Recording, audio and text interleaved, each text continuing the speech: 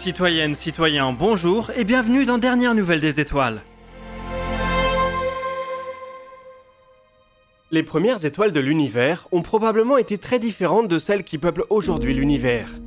Gigantesques, presque complètement dénuées d'éléments plus lourds que l'hélium, elles auraient eu des vies très courtes avant d'exploser en supernova XXL. On les appelle les étoiles de population 3.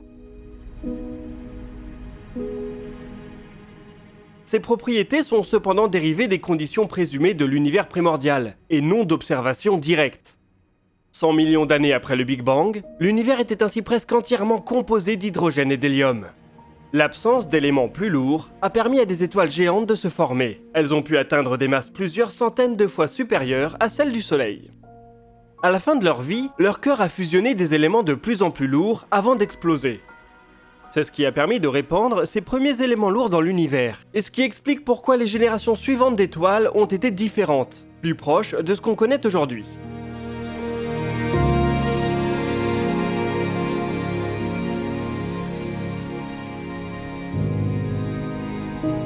Pour vérifier que ce scénario de l'histoire de l'univers est bien le bon, il faudrait idéalement être capable d'observer la lumière d'étoiles de population 3.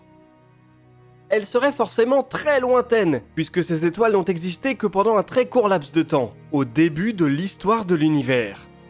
Or, observer des étoiles individuelles à des milliards d'années-lumière de distance est complexe. Il est déjà bien assez dur d'observer ainsi des galaxies. Une équipe japonaise vient cependant peut-être de mettre en évidence leur existence de manière indirecte. Tout a commencé en 2017 avec la découverte de ce qui était à l'époque le quasar le plus distant jamais observé, J1342 plus 0928. Son décalage vers le rouge est mesuré à Z égale 7,54, ce qui signifierait que sa lumière a été émise un demi-milliard d'années après le Big Bang.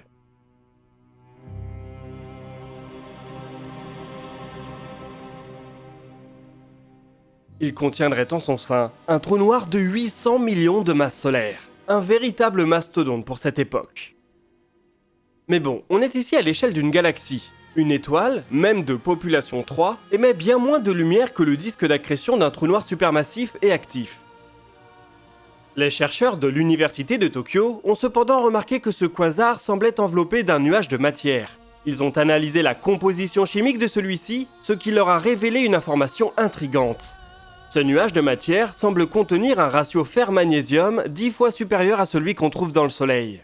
Cette abondance de ces deux éléments est exactement ce qu'on s'attendrait à découvrir après une supernova par production de paires. Il s'agit d'un mécanisme qui n'a jamais été observé jusqu'à présent, mais qui devrait théoriquement se produire lorsque des étoiles particulièrement massives arrivent en fin de vie.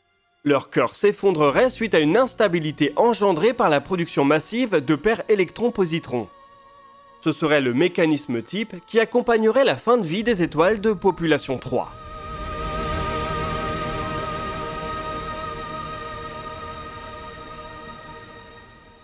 Les chercheurs japonais pensent justement que c'est ce qu'ils ont sous les yeux. Le nuage de matière aurait pu être produit par l'explosion d'une de ces premières étoiles et mis en lumière par un quasar particulièrement lumineux.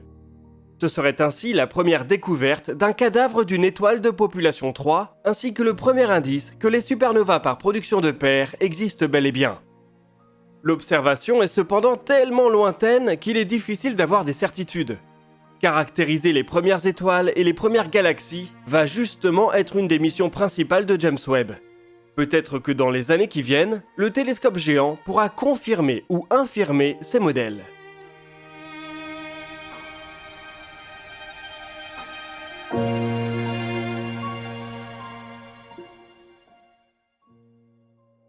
De retour sur Terre, on espère voir dans les mois qui viennent la mise en service de quelques-uns des lanceurs lourds qu'on attend maintenant depuis quelques années.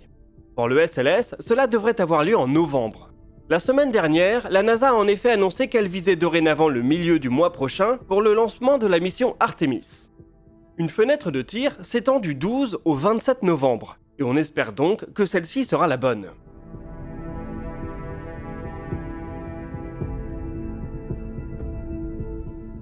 La fusée géante de la NASA n'est pas la seule à se préparer à entrer en piste.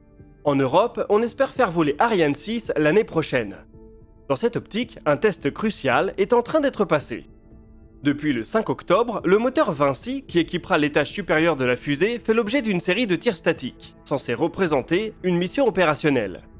Par rapport à ses prédécesseurs, Vinci a la particularité d'être réallumable, ce qui devrait décupler les possibilités du futur lanceur lourd européen.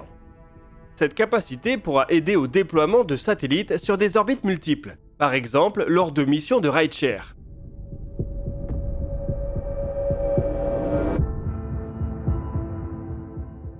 D'autres composants de la fusée font l'objet de tests à Kourou, pour voir comment ils s'accommodent des infrastructures au sol. On attend cependant toujours une date pour le premier tir d'Ariane 6. Il y a des dizaines de charges utiles qui attendent leur déploiement par le nouveau lanceur européen, et il s'agirait donc de ne pas prendre trop de retard. Au cours de la décennie, la fusée pourrait par ailleurs être amenée à connaître quelques évolutions. D'abord, par l'ajout de son fameux Black Stage, un étage supérieur en fibre de carbone qui augmenterait sensiblement les performances générales de la fusée. On a également vu ces dernières semaines qu'Ariane Group a des envies de vol habité et de réutilisation avec le projet Suzy. Pas certain qu'il voit le jour, mais ce serait certainement un excellent moyen d'offrir de nouveaux débouchés à la fusée.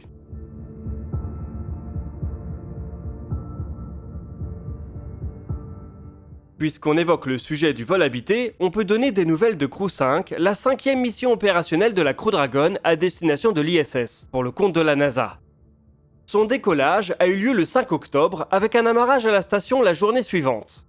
2 astronautes américains, un japonais et une russe étaient à bord.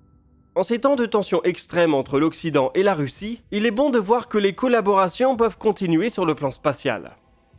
C'est la première fois depuis 20 ans qu'un cosmonaute russe vole sur un appareil américain. La mission fait partie d'un accord d'échange qui permet à des Américains de décoller sur Soyouz et vice-versa. Crew 5 devrait rester amarré à l'ISS jusqu'en février prochain, alors que dans quelques jours, c'est Crew 4 qui redescendra sur Terre.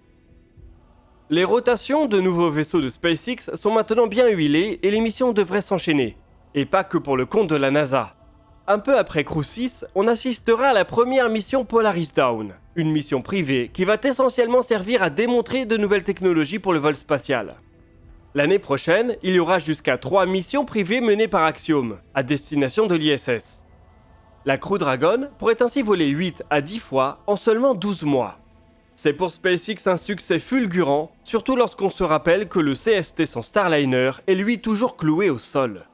Il réalisera normalement son premier vol habité en février prochain, à moins que Boeing ne soit confronté à un énième retard.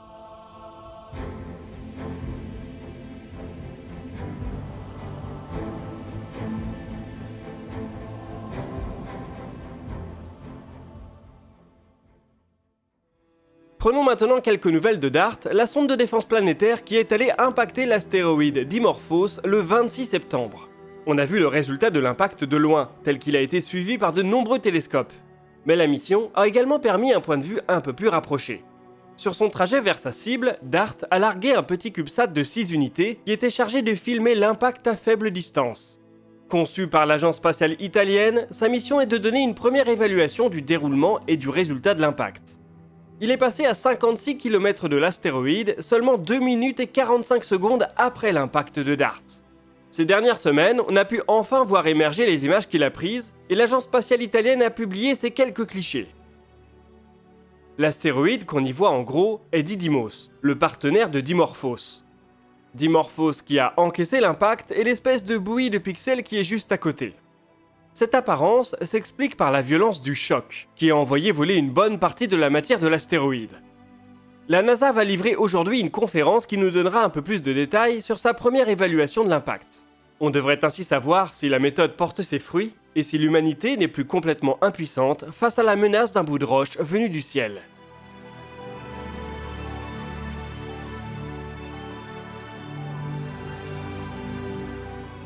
On va finir ce DNDE du côté de la Chine, où la radioastronomie continue de bénéficier d'investissements conséquents. En 2016, le pays avait inauguré FAST, une gigantesque antenne sphérique de 500 mètres de diamètre, un record mondial. C'est un autre record qui va maintenant être battu, puisque le pays vient de démarrer la construction de la plus grande antenne mobile de l'histoire. Avec ses 110 mètres de diamètre, le radiotélescope Kitai promet de belles capacités pour les chercheurs du pays. Contrairement à FAST, c'est donc une antenne qui peut être pointée dans son entièreté dans une direction. ce qui devrait permettre de couvrir un plus grand champ d'observation.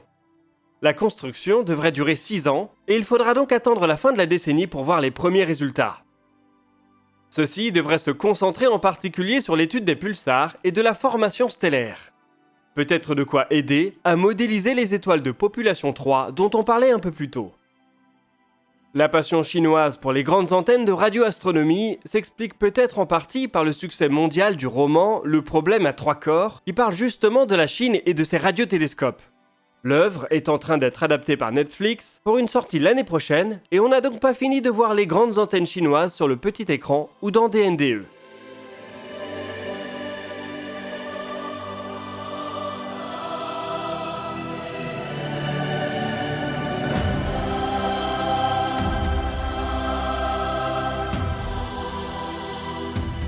Nous voici en tout cas arrivés au bout de cette vidéo. Je vous invite à partager vos remarques et questions dans les commentaires.